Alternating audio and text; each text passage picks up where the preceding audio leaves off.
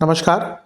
ग्रहों की गोचरीय स्थिति पर रेगुलर वीडियो पाने के लिए साप्ताहिक राशिफल, मासिक राशिफल, त्रैमासिक राशिफल और ग्रहों के बाकी गोचर पर भी रेगुलर अपडेट्स पाने के लिए, जिसके हिसाब से आप अपने जीवन में थोड़ी गाइडेंस प्राप्त कर सकें, इसके लिए मेरे चैनल को अवश्य सब्सक्राइब करें। जिन लोगों ने सब्सक्राइब कर रखा है वो ऑल ये जो नोटिफिकेशन सेटिंग होती है इसको क्लिक करें, क्योंकि कभी कभी कुछ लोग बोलते हैं उनको नोटिफिकेशन नहीं मिलती। आशा करता हूँ चैनल को सब्सक्राइब करेंगे और रेगुलर वीडियोस अवश्य आप देखेंगे। नमस्कार। ओम गणेशाय नमः। ओम नमः शिवाय। मैं निखिल ज्योतिषाचार्य आप सभी का मेरे चैनल पर पुनः स्वागत करता हूँ। आशा करता हूँ कि आप सभी स्वस्थ होंगे। महादेव की कृपा आप सभी पर सदैव बनी रहे। ये वीडियो कर्क यानी कि कैंसर के लिए बहुत विशेष है, क्योंकि वीडियो है 29 दिसंबर से 4 जनवरी 2025 से 4 जनवरी 2026 के साप्ताहिक राशिफल के बारे में। कैसा रहेगा आने वाला सप्ताह कर्क के लिए। जो मेरा साप्ताहिक राशिफल होता है वो प्रमुखतः चंद्रमा और उनकी गति पे आधारित होता है। चंद्रमा एक बहुत विशेष ग्रह है। चंद्रमा की विशेषताएं बहुत है, लेकिन जब हम साप्ताहिक राशिफल की बात कर रहे हैं तो पहला तो उनकी तेज गति, फिर उनका मन का कारक होना और फिर उनकी क्वालिटी कि वह जिस भी भाव, राशि, ग्रह आदि के साथ संबंध संपर्क कायम करते हैं उनको बहुत एक्टिवेट कर देते हैं। चंद्रमा के इस गोचर के कारण हमारे मन, मस्तिष्क, विचार, स्वभाव, सोचने के तौर तरीके, दृष्टिकोण, हर चीज़ पर बहुत डायरेक्ट इम्पैक्ट पड़ता है और इसको समझने के लिए ही साप्ताहिक राशिफल बहुत विशेष होता है। इस अंधकारमय जीवन में ज्योतिष एक मात्र विद्या है जो हमें सहारा देती है गाइड करके। भले ही ये राशिफल बहुत सामान्य आधार पर दिए जाए, लेकिन एक जनरल गाइडेंस के लिए बहुत उपयोगी होते हैं। यदि आपकी लग्न राशि या चंद्र राशि कर्क है, दोनों ही गाइडेंस के लिए इस राशिफल को देख सकते हैं। जहाँ से सूट और रेट ज़्यादा करता है आपको वहाँ से देखिए। व्यक्तिगत तौर पे मेरा मानना है लग्न से अगर आप देखेंगे तो अच्छा, इनकेस नहीं पता है तो चंद्र राशि से भी इसको देख सकते हैं। शुरू करते हैं। चंद्रमा आपके 10वें भाव में आ जाएंगे यानी कि कर्क में। ये होगा 29 दिसंबर को सुबह 8 बजे और 31 दिसंबर सुबह के 10 बजे तक चंद्रमा यहीं पर रहेंगे। चंद्रमा का 10वें घर में आना अच्छा होता है। लग्नेश है, उनका 10वें भाव में आना राजयोग ही बनाता है। उपचय भाव है 10वां भाव, तो यहाँ पे चंद्रमा का आना एक गति प्रदान करता है, एक पॉजिटिविटी प्रदान करता है।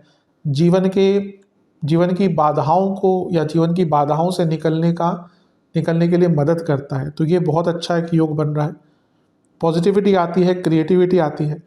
बस एक चीज़ है कि केतु का प्रभाव है। इसका अच्छा एक इम्पैक्ट ये हो सकता है कि आप कुछ नया सीख पाएँ, स्पेशली करियर में, या कोई नई स्किल सीख पाएँ या सीखने का मौका आपको मिले, कुछ रिसर्च करने का मौका मिले। लेकिन चंद्रमा पर केतु का प्रभाव कभी कभी थोड़ा पास्ट में व्यक्ति को ज़्यादा लेके जाता है और थोड़ा सडन नेगेटिव फीलिंग देता है। सब कुछ सही चल रहा होगा, अचानक से व्यक्ति नेगेटिव सोचना शुरू कर देगा। वो चंद्रमा पर केतु का प्रभाव होता है। नवांश कुंडली बता रही है कि थोड़ा बोलने पर कंट्रोल कीजिएगा, वाणी पर कंट्रोल कीजिएगा। दशांश कुंडली कार्य क्षेत्र में अच्छा संबंध बनाकर रखिएगा। बिजनेस पेशेंस की आवश्यकता है, गलतियां हो सकती है वरना। लव लाइफ एक ही दिक्कत दिख रही है कि आपने अपने आप को बहुत बांध के रख लिया है। अपने लिए भी स्पेस निकालिए, इसकी आवश्यकता बहुत दिख रही है। वैवाहिक जीवन थोड़ा अकेलापन दिख रहा है, कोई बात नहीं, सबके साथ होता है। कुछ बहुत ज़्यादा कोशिश भी मत कीजिएगा अलग करने की। स्टूडेंट्स, आपको अपने आप को री एनर्जाइज करना पड़ेगा। आपकी ऊर्जा आप री एनर्जाइज नहीं, रीस्ट्रक्चर भी करना पड़ेगा। इस पर विचार कीजिए मैंने क्या बोला। जहाँ तक सेहत की बात है, इन्फेक्शंस, पैरों के रोग, गले के रोग, कफ रोग, सर्वाष्टक आपका चौथा भाव बली है। प्रॉपर्टी बेचना आदि चाहते थे तो टाइम अच्छा है। अगर आपको एस्थमा आदि या कुछ ऐसी चीज़ें हैं तो अपना ध्यान काफ़ी रखें इस टाइम पे।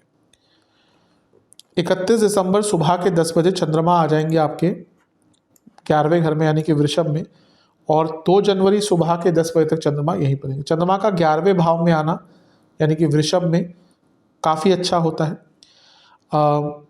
यहाँ पे चंद्रमा उच्च के भी हैं। अच्छा, चंद्रमा आपके लग्नेश हैं, उच्च के हैं, लाभ स्थान में है। और आपको चाहिए क्या? अच्छा समय जाएगा, अच्छा समय बीतेगा। साल का अंतिम दिन है। जाते जाते आपको कोई अच्छी न्यूज़ देकर जाएगा। उच्च के हैं चंद्रमा, आपके लग्नेश उच्च के हैं, यानी कि पद प्राप्ति, सकारात्मक न्यूज़, वृद्धि, कुछ अलग करने का मौका, कुछ अलग करने का अवसर, चीज़ों को पूर्ण करने का मौका, चीज़ों को पूर्ण करने का अवसर। यहाँ पे शनि का प्रभाव भी है और शनि अष्टमेश है, अचानक से धन की वृद्धि दिखाता है। और शनि क्योंकि सप्तमेश है, जैसे मैंने कहा कुछ लोगों को पद प्राप्ति, प्रमोशंस के भी योग यहाँ पर बन जाते हैं। कि टाइम एक ऐसा होगा जब नई सोच भी आएगी, बड़ी सोच भी होगी, और जैसा मैंने कहा हर तरफ से एक सकारात्मक अनुभूति आपके लिए दिख रही है। अच्छा टाइम है, बहुत अच्छा टाइम है। बस शनि का प्रभाव विषदोष भी बनाता है, तो कभी कभी क्या होगा ना, थोड़ा सा डिसकंटेंटमेंट आ जाता है इस टाइम पे, भले ही आपके पास कितना भी कुछ हो।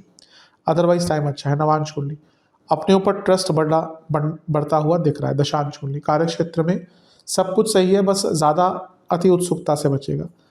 बिजनेस में थोड़ा स्पॉन्टेनियस रहना पड़ेगा आपको, आप बहुत सोचते रह जाते हैं और टाइम निकल जाता है। लव लाइफ अगर कोई प्रॉब्लम चल रही है दोनों के बीच में ना, तो बैठकर बातचीत कीजिए, और किसी और को भी इन्वॉल्व कर सकते हैं, ताकि अगर आप दोनों से नहीं हल हो रहा उस चीज़ का तो कोई और हेल्प करे। वैवाहिक जीवन आगे बढ़िए, बहुत पीछे की बातों पर डिस्कस करते हैं। स्टूडेंट्स, आपको मैं एक ही चीज़ कहूँगा कि अपने आप को ना इंटरनली ठीक कीजिए पहले, क्योंकि उसकी परेशानी, उसकी प्रॉब्लम दिख रही है। सेहत की जहाँ तक बात है, पेट के रोग, पैरों के रोग और नसों के रोग तंग करेंगे। सर्वाष्टक में आपका लाभ स्थान बली है, ये अपने आप में अंकित कर रहा है कि धन के रूप में, धन के दृष्टिकोण में, आर्थिक रूप से तो हफ्ते का ये जो भाग है अंतिम या मध्य भाग, ये बहुत अच्छा रहेगा।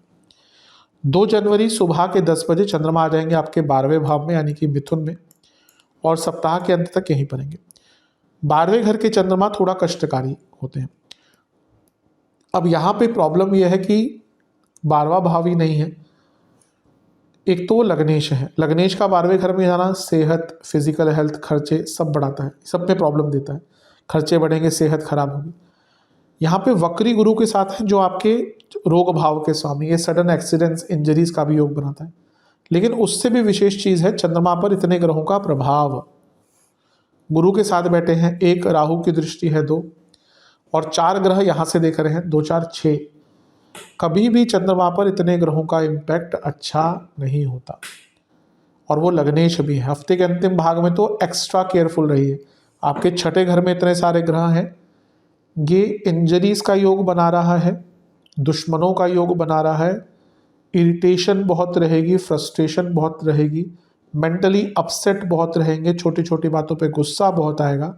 लेकिन सबसे महत्वपूर्ण चीज़ है, एक्सीडेंट के स्ट्रॉन्ग योग बन रहे हैं। खर्चे भी होंगे, लेकिन जो सबसे केयरफुल रहने वाली बात है ना, वो यही है कि एक्सीडेंट, इंजरीज के योग हैं। किसी पर भरोसा मत कीजिएगा, पैसों को ध्यान से खर्च कीजिएगा, किसी को पैसा उधार मत दीजिएगा, और अपनी सेहत का बहुत ध्यान दीजिएगा। ड्राइविंग अगर अवॉइड कर सकते हैं बहुत अच्छा है, यात्रा अगर अवॉइड कर सकते हैं बहुत अच्छा है। हफ्ते का अंतिम भाग थोड़ा चिंताजनक या चिंतादायक दिख रहा है।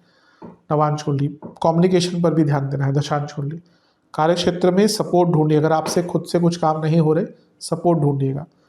बिजनेस में फिर भी कुछ नया काम मिल सकता है, लेकिन रिस्क नहीं लेने। लव लाइफ ऐसा लग रहा है कि सत्यता नहीं है रिलेशनशिप में, बातें इधर उधर की सारी हो जाती है, रियल बात नहीं होती। वैवाहिक जीवन एक ही परेशानी है कि एक जो इनोसेंस होता है ना, वो गायब हो चुका है, वापस लाइए। स्टूडेंट्स, बहुत अच्छा टाइम है, कोई बहुत अच्छी न्यूज़ आपके लिए आ सकती है। सेहत के हिसाब से लिवर की प्रॉब्लम, पेट के रोग, पैरों के रोग, नसों की प्रॉब्लम बहुत तंग करेगी। सर्वाष्टक में आपका 10वां घर ही अत्यंत बली है, इसकी अंकित कर रहा है कि अगर आप जॉब चेंज करने का प्रयत्न कर रहे थे तो हफ्ते का अंतिम भाग अच्छा है। उपाय के स्वरूप में महादेव का दूध से अभिषेक करिए, पीले रंग के पुष्प अर्पण कीजिए, और ओम नीलकंठाय नमः मंत्र का 21 बार जाप कीजिए। आशा करता हूँ वीडियो काम आएगी। चैनल पर नए हैं सब्सक्राइब कीजिए, वीडियो को लाइक कीजिए। मिलता हूँ अगली वीडियो में, तब तक के लिए ओम नमः शिवाय।